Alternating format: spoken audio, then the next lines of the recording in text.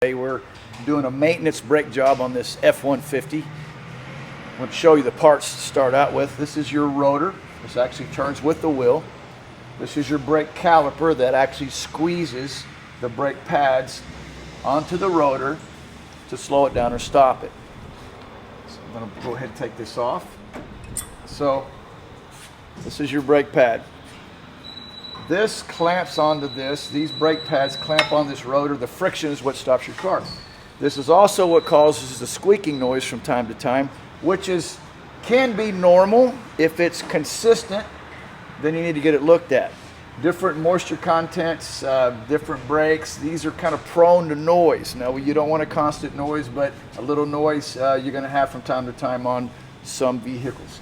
So what happens, the lining on these shoes actually wears a little bit every time you hit your brakes till you get below a minimum spec. When we start recommended brakes is between the 2 and 4 millimeters. Below 2, it's in the red, it needs it now. So here's the difference between a brand new brake pad and one that's got some wear on it, and you can see the difference. So this part is what wears every time it hits this brake. And so how fast this wears is greatly dependent on your driving habits. If you're heavy on the gas and you hit the brakes a lot, also city driving versus highway driving. On the highway, you're not using your brakes at all, so you could go 100,000 miles and not need front brakes. Somebody else can go 25,000 miles and need front brakes. So it's based on your driving habits is how much this wears out. This is what we call a brake gauge. So we have the different thicknesses here. Of course, green means your brakes are fine. They're not anywhere near being replaced. Yellow, which is 2 to 4 millimeters, that's when we start telling you, hey, start planning on brakes coming up the next 5 to 10,000 miles. When we get into the red, that's 2 millimeters or less, it's time now. What we're doing now is we're machining the rotor, truing the rotor. This machine here is called a brake lathe, and when I turn this on, this will spin. These are some carbide cutting tips, and they will actually take a thin cut off this rotor. It does several things.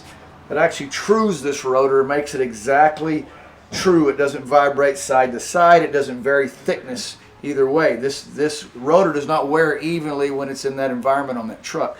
And so even though it's not metal to metal and they were not complaining of a vibration, I don't want them complaining of vibration when I'm done with this brake job. So this is part of every brake job here at the garage. It either gets the rotors machined. If they're below minimum spec, then they get replaced. But we would never just slap pads. The slang term is a pad slap brake job.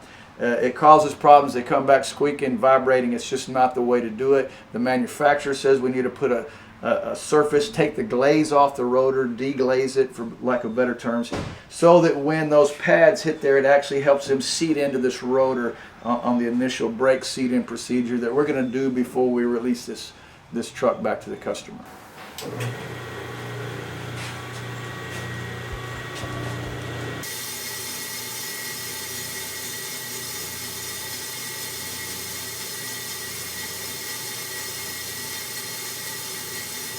So we're going to do a measurement, final measurement, to make sure we didn't get below the 32 millimeter specification on this rotor for the minimum thickness for safety.